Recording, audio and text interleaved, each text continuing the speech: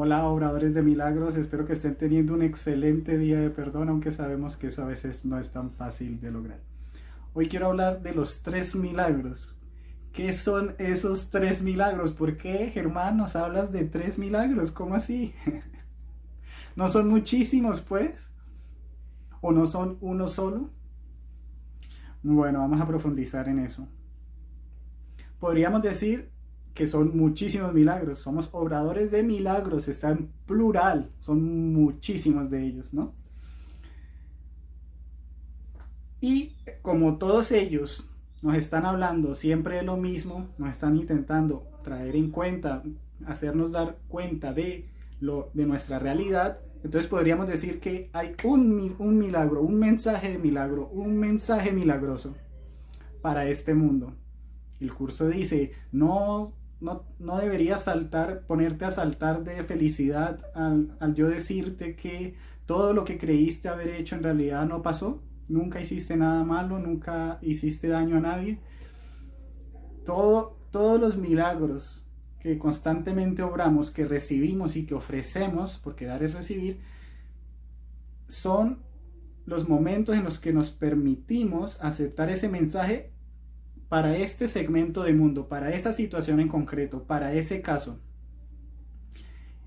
Y en la medida que lo vamos aprendiendo, lo vamos aprendiendo, lo vamos aprendiendo, llegamos al punto en el que completamos se realiza la expiación, o al menos para nosotros mismos, aceptarla para nosotros mismos completamente.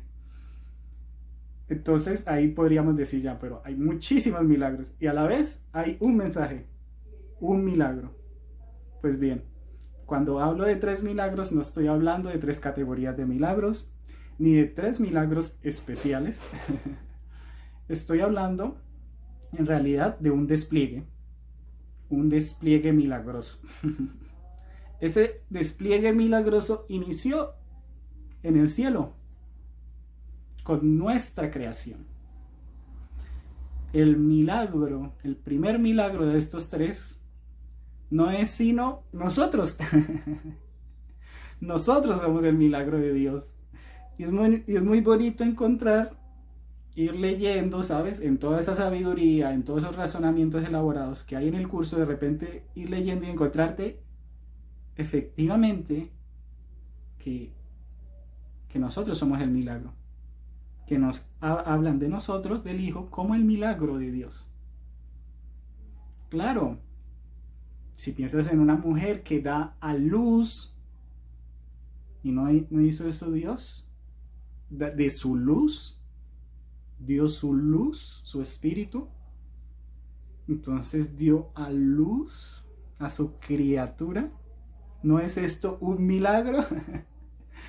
Entonces, en realidad, el milagro se sustenta, debe tener, si el milagro tiene algo de útil, de correcto, de real, cuando aquí en este mundo, de real debe ser porque tiene un correspondiente en el cielo. Los milagros son necesarios acá, obrarlos, porque necesitamos aceptar eso. Pero dice Jesús, si hay algo real aquí, es porque tiene utilidad. Esto es a lo que debemos darle cierto grado de realidad, o podemos llamarle realidad. Entonces debe tener un sustento celestial.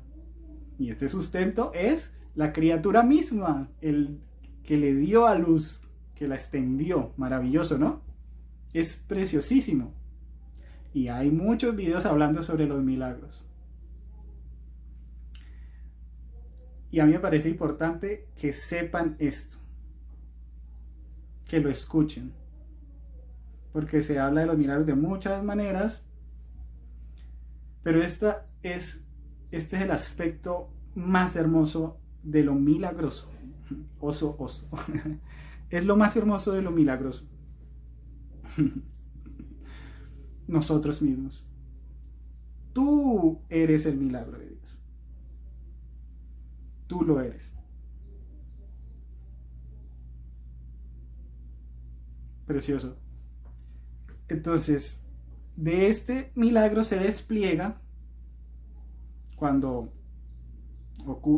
aparenta ocurrir la separación y la mente se duerme, se instituye la expiación y el milagro se transforma en hacerse consciente, reconocer la verdad o realidad acerca de ti. ¿Lo ves? Pero lo que es real acerca de ti es ontológicamente tu ser, el ser mismo, lo que ya dijimos en el primer milagro.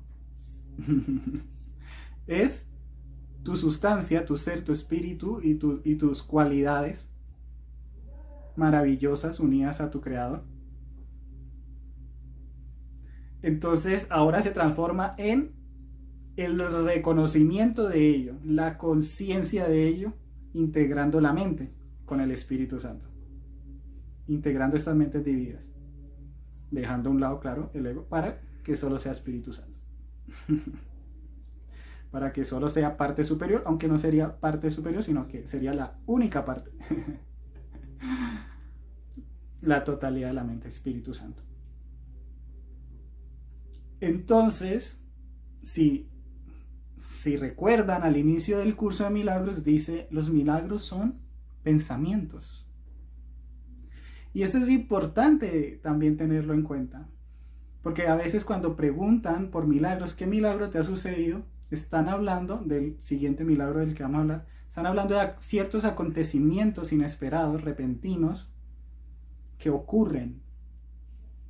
Y no nos podemos olvidar de que en principio los milagros son pensamientos. ¿Y de qué pensamiento nos habla el curso? De dos, ¿no? Del ataque y de los pensamientos de Dios. Entonces, los milagros deben ser los pensamientos de Dios. Y aquí viene una pregunta, la pregunta interesante. ¿Qué piensa Dios? Piensa a su Hijo. Otra vez nos conectamos con el primer milagro. Piensa a su Hijo, lo extendió dentro de su propia mente, en su propia mente, en su propia mente. Lo creó así, lo extendió. Está en su pensamiento. ¿Qué piensa Dios? A su criatura. Él dice, es el gozo del Padre, de Dios Padre. Entonces,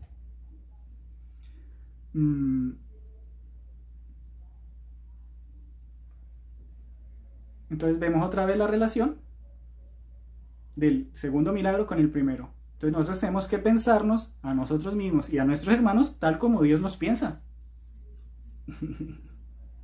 Aunque aquí se presente como visión y allá sea conocimiento.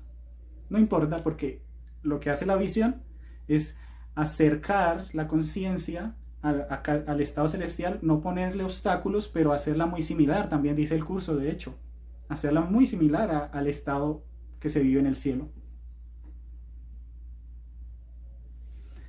Entonces tenemos que pensar como Él piensa, pensar sus pensamientos, en lugar de los pensamientos que pensamos, que solo traen fantasmas vivientes de pecado, culpa y cosas extrañas que no tienen sentido. Y cuando tú aceptas los pensamientos de Dios, los milagros, porque los ofreciste y permitiste ser un canal, un caudal, llegaron a ti y los aprendiste, entonces ocurren cosas en el mundo. Y ahí vienen esos sucesos inesperados, repentinos, inesperados en el sentido de que parecen como que no responderían normalmente a como uno examinó la situación, a los factores de la situación. Y uno dice, de aquí no puede suceder esto, pero sucede. Y entonces sana una enfermedad, formalmente el cuerpo sana, cantidad de movimientos, aparece un dinero, te llama alguien y te dice, oye, ¿recuerdas tal cosa? Pues mira, ahora pienso que reinterpreta las cosas una persona, o tú mismo vas y haces un reconocimiento a una persona y dices, no, mira, yo siento que lo ocurrido, pero no es importante, siento que podemos estar juntos o unidos o ver las cosas de otra manera. Entonces es la formalización. Y el curso habla de esto.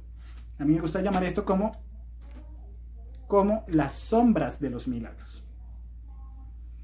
Porque el curso dice, si desapareciese el pensamiento, ¿cómo no iba a cambiar la sombra cuando habla de la enfermedad? Si desaparece el pensamiento que causó la enfermedad, ¿cómo no iba a cambiar la sombra de ese pensamiento? Entonces habla de la enfermedad formal, que toda enfermedad de la mente, pero la enfermedad formal que se manifiesta en nuestro cuerpo como una sombra.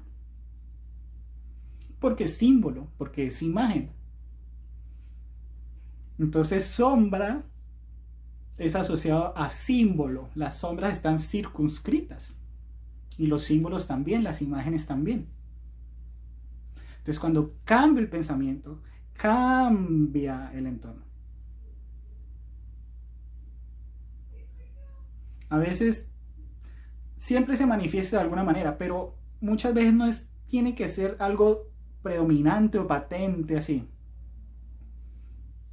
Simplemente ves más inocente a la persona. Sí, tal vez dialogas de otra manera, ¿vale? Pero puede seguir estando esa persona ahí sin hacer un gran cambio. Pero te maravilla porque ya ocurrió el segundo despliegue, la segunda etapa, despliegue de lo milagroso del milagro. Y luego entonces se manifiesta en el mundo, que ese es el tercer milagro. Las sombras de los milagros, maravilloso. La resucitación solo por decisión, dice, los milagros te capacitan para eliminar los resultados de, esta capacitación, esa resucitación, no estoy hablando de la resurrección, de la resucitación que se hace, la de Jesús a Lázaro, para que se me entienda. Eso es una sombra. Imaginaros lo que os digo. Eso es una sombra, una simbolización. Es solo el resultado de algo que ya estaba en la mente de Jesús. Entonces, si la sombra ya es sorprendente, el pensamiento debe ser increíble. Y dice Jesús cuando habla de este pensamiento, de la visión del mundo feliz, que es una cosa hermosísima. Más aún, en el primer despliegue, ahí ya estamos volviendo, se despliega y ahora estamos haciendo un retorno, un envolvimiento. Cuando volvamos al conocimiento, entonces eso debe ser simplemente glorioso. Estos son los 3 milagros de los que les quería hablar.